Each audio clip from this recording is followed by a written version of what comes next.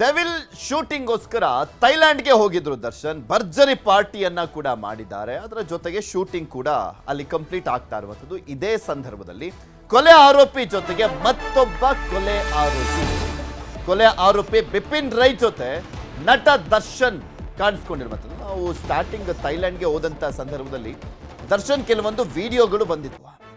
ಅದು ಕೊಲೆ ಆರೋಪಿಯಾಗಿದ್ದಂಥ ಬಿಪಿನ್ ರೈ ಜೊತೆ ಕಾಣಿಸ್ಕೊಂಡಿದ್ದಂಥದ್ದು. ಬಿಪಿನ್ ರೈ ವಿರುದ್ಧವೂ ಕೂಡ ಇದೇ ಕೊಲೆಯ ಆರೋಪ. 2014 ಅಕ್ಟೋಬರ್ 7ರಂದು ಮಂಗಳೂರಿನಲ್ಲಿ ಒಂದು ಕೊಲೆ ಆಗಿರುತ್ತೆ. ಮಂಗಳೂರಿನಲ್ಲಿ ಫೈನಾನ್ಸ್ ಅನ್ನ ನಡೆಸ್ತಾ ಇದ್ದಂಥ ಬಿಪಿನ್, ಫೈನಾನ್ಸ್ ನಲ್ಲಿ ಹಣ ಪಡೆದಿದ್ದಂಥ ಅಬ್ದುಲ್ ಹಮೀದ್, ಹಣ ನೀಡೋದಕ್ಕೆ ಸುಪಾರಿ ಕೊಟ್ಟು ಕೊಲೆಯನ್ನ ಮಾಡಿರುವಂತ ಆರೋಪ ಇದೆ ಬಿಪಿನ್ ರೈ ಮೇಲೆ.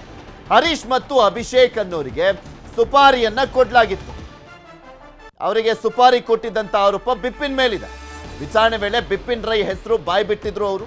2015 ಜೂನ್ 19ರಂದು ಎಸ್ಕೇಪ್ಗೆ ಯತ್ನಿಸಿದ್ದಂತ ಬಿಪಿನ್, ಪ್ರಕರಣದ ಸಂಬಂಧ ಜೈಲು ಶಿಕ್ಷೆಯನ್ನ ಕೂಡ ಅನುಭವಿಸಿದ್ದ ಬಿಪಿನ್ ರೈ ಬಳಿಕ ಥೈಲ್ಯಾಂಡ್ಗೆ ಹೋಗಿ ಉದ್ಯಮವನ್ನ ಶುರು ಮಾಡ್ತಾನೆ. ಡೆವಿಲ್ ಶೂಟಿಂಗಿಗೆ ಥೈಲ್ಯಾಂಡ್ಗೆ ಹೋಗಿರುವಂಥದ್ದು ದರ್ಶನ್. ಇದೇ ಸಂದರ್ಭದಲ್ಲಿ ಥೈಲ್ಯಾಂಡ್ನಲ್ಲಿ ಬಿಪಿನ್ ರೈ ಜೊತೆಗೆ ದರ್ಶನ್ ಪಾರ್ಟಿಯನ್ನ ಕೂಡ ಮಾಡಿದ್ದಾರೆ.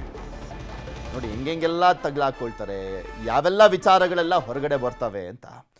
ದರ್ಶನ್ ಈ ಹಿಂದೆ ಮಾರ್ಚ್ 23ರಂದು ಕೇರಳದ ಕಣ್ಣೂರಿನ ಭಗವತಿ ದೇವಾಲಯದಲ್ಲಿ ಹೋಗಿದ್ರು, ವಿಶೇಷ ಪೂಜೆಯನ್ನ ಸಲ್ಲಿಸಿದ್ರು. ಅವರೊಟ್ಟಿಗೆ ಪ್ರಜ್ವಲ್ ರೈ ಎಂಬಾತನು ಕೂಡ ಕಾಣಿಸ್ಕೊಂಡಿದ್ದ.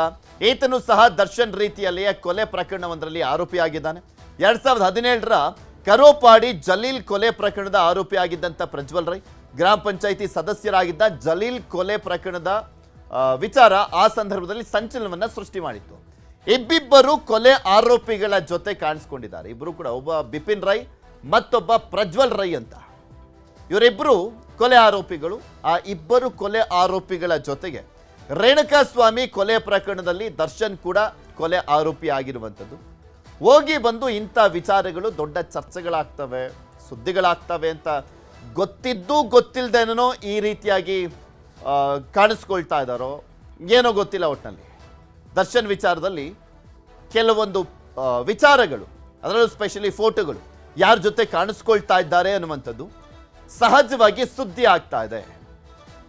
ಜೈಲಿನಿಂದ ಹೊರಬಂದ ಬಳಿಕ, ಅಂದರೆ ರೆಗ್ಯುಲರ್ ಬೇಲ್ ಆದ ಬಳಿಕ ದರ್ಶನ್ ಯಾರ ಜೊತೆ ಕಾಣಿಸ್ಕೊಳ್ಬೇಕು ಅನ್ನುವಂಥದ್ರ ಬಗ್ಗೆ ಸ್ವಲ್ಪ ಥಿಂಕ್ ಮಾಡಬೇಕು ಅನ್ನುವಂಥದ್ರ ಬಗ್ಗೆನೂ ಕೂಡ ಸಾಮಾಜಿಕ ಜಾಲತಾಣದಲ್ಲಿ ಕೆಲವರು ಚರ್ಚೆಯನ್ನು ಮಾಡ್ತಾ ಇರ್ತಾರೆ.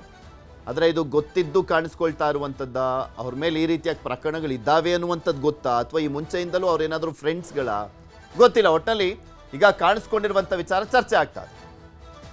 ಇದ್ರ ಬಗ್ಗೆ ಇನ್ನಷ್ಟು ಮಾಹಿತಿಯನ್ನು ಕೊಡ್ತಾ ಹೋಗ್ತಾರೆ ನಮ್ಮ ಪ್ರತಿನಿಧಿ ಕಿಶನ್. ನಮ್ಮ ಜೊತೆ ನೇರ ಸಂಪರ್ಕದಲ್ಲಿ ಜಾಯ್ನ್ ಆಗಿದ್ದಾರೆ. ಕಿಶನ್, ನೋಡ್ತಾ ಇದ್ವಿ ದರ್ಶನ್ಗೆ ಬೇಲ ಜೈಲ ಅನ್ನುವಂಥ ವಿಚಾರ ಸುಪ್ರೀಂ ಕೋರ್ಟ್ನಲ್ಲಿ ಚರ್ಚೆಯಲ್ಲಿದೆ. ಎಲ್ಲೋ ಒಂದು ಕಡೆ ಏನು ಬೇಲ್ ರದ್ದಾಗ್ಬಿಟ್ರೆ ಅನ್ನುವಂಥ ಪುಕ ಬೇರೆ ಕಾಡ್ತಾ ಇರುವಂಥದ್ದು. ಇದೇ ಸಂದರ್ಭದಲ್ಲಿ ಅವರು ಯಾರ ಜೊತೆ ಕಾಣಿಸ್ಕೊಳ್ತಾ ಇದ್ದಾರೆ ಅದು ಕೂಡ ದೊಡ್ಡ ಮಟ್ಟದಲ್ಲಿ ಸದ್ದಾಗ್ತಾ ಇದೆ, ಸುದ್ದಿ ಆಗ್ತಾ ಇದೆ. ಈಗ ಮತ್ತೊಂದು ಪ್ರಕರಣ ಬಿಪಿನ್ ರೈ ಜೊತೆ ಕಾಣಿಸ್ಕೊಂಡಿರುವಂಥದ್ದು, ಅದನ್ನ ನೋಡ್ತಾ ಹೋದಾದ್ರೆ ಅಂತ.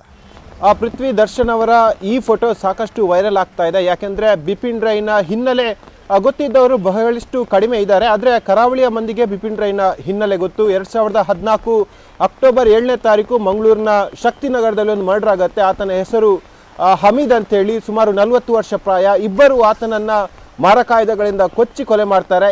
ಪೊಲೀಸರು ಇದರ ತನಿಖೆಯನ್ನ ಹುಡುಕ್ತಾ ಹೋದಂಥ ಸಂದರ್ಭದಲ್ಲಿ ಅವಾಗ ಮಂಗಳೂರಿನ ಪಂಪೆಲ್ನಲ್ಲಿ ಯಶೋಧ ಕೃಷ್ಣ ಎಂಬ ಸಂಸ್ಥೆ ಹೆಸರಲ್ಲಿ ಇದೇ ಬಿಪಿನ್ ರೈ ಒಂದು ಫೈನಾನ್ಸ್ ಸಂಸ್ಥೆಯನ್ನ ನಡೆಸ್ತಾ ಇರ್ತಾನೆ. ಅದರಲ್ಲಿ ಲಕ್ಷ ರೂಪಾಯಿ ಸಾಲವನ್ನ ಇದೇ ಹಮೀದ್ ತೆಗೆದುಕೊಂಡಿರ್ತಾನೆ. ಆದರೆ ರಿಟರ್ನ್ ಹಣವನ್ನ ಕೊಡೋದಿಲ್ಲ, ಸತಾಯಿಸ್ತಾನೆ.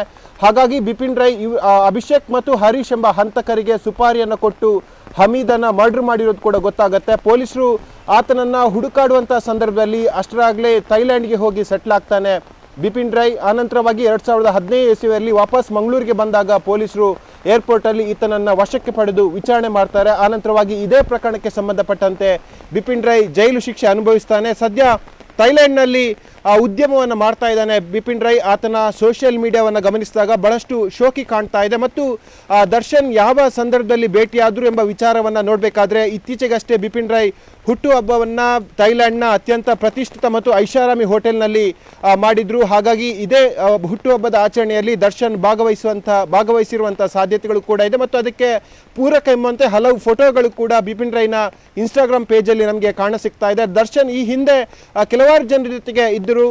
ಮಾಡೈಕಾವ್ ಅಂದರೆ ಕೇರಳದ ಪ್ರಸಿದ್ಧ ಒಂದು ಭಗವತಿ ಕ್ಷೇತ್ರ ಮಾಡೈಕಾವ್ ಕ್ಷೇತ್ರದಲ್ಲಿ ಕೂಡ ಕೊಲೆ ಆರೋಪಿ ಪುತ್ತೂರು ಮೂಲದ ಪ್ರಜ್ವಲ್ ರೈ ಎಂಬಾತನ ಜೊತೆ ಗುರುತಿಸಿಕೊಂಡಿದ್ರು. ಆನಂತರವಾಗಿ ಜೈಲಲ್ಲಿ ಇರುವಾಗ ಕೂಡ ಕೊಲೆ ಆರೋಪಿಗಳ ಜೊತೆ ಸಿಗರೇಟ್ ಸೇರುವಂಥ ಫೋಟೋ ಕೂಡ ವೈರಲ್ ಆಗಿತ್ತು. ಇದೀಗ ಬಿಪಿನ್ ರೈ ಜೊತೆಗಿನ ಫೋಟೋ ಕೂಡ ವೈರಲ್ ಆಗಿರುವಂಥದ್ದು. ಕರಾವಳಿ ಮೂಲದ ಹಲವು ಜನರ ಜೊತೆ ದರ್ಶನ್ ಬಹಳಷ್ಟು ಸ್ನೇಹ ಸಂಪರ್ಕವನ್ನು ಹೊಂದಿರುವಂಥದ್ದು. ಆದರೆ ಬಹುತೇಕರು ಇಂಥ ಕೊಲೆ ಹಿನ್ನೆಲೆ ಉಳ್ಳವರು ಅನ್ನೋದೇ ಬಹಳಷ್ಟು ಖೇದಕರ ಸಂಗತಿ.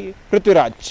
ಕಿಶನ್, ಮತ್ತೊಂದ್ ಕಡೆ ಇವರೆಲ್ಲರೂ ಕೂಡ ಮುಂಚೆಯಿಂದಲೂ ಪರಿಚಯ ಇದ್ದಂಥವ್ರ ಅಥವಾ ಅಲ್ಲಿ ಹೋದಂಥ ಸಂದರ್ಭದಲ್ಲಿ ಪರಿಚಯ ಆಗಿಬಿಟ್ಟು ನಂತರ ಇವ್ರ ಜೊತೆ ಒಳ್ಳೆ ಫ್ರೆಂಡ್ಶಿಪ್ ಬೆಳೆದಿರುವಂಥದ್ದ, ಇದ್ರ ಬಗ್ಗೆ ಏನಾದರೂ ಮಾಹಿತಿ ಇದೆಯಾ ಕಿಶನ್?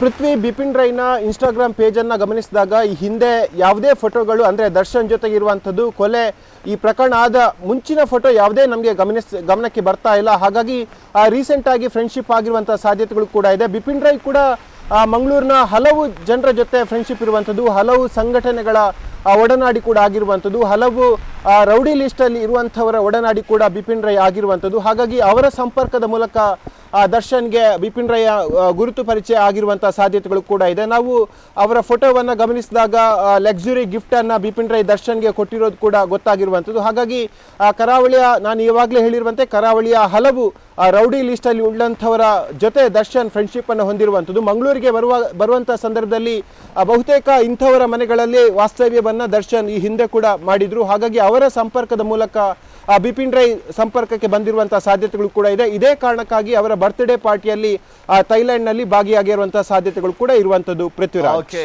ಧನ್ಯವಾದ ಕಿಶನ್ ನಿಮ್ಮೆಲ್ಲ ಮಾಹಿತಿ.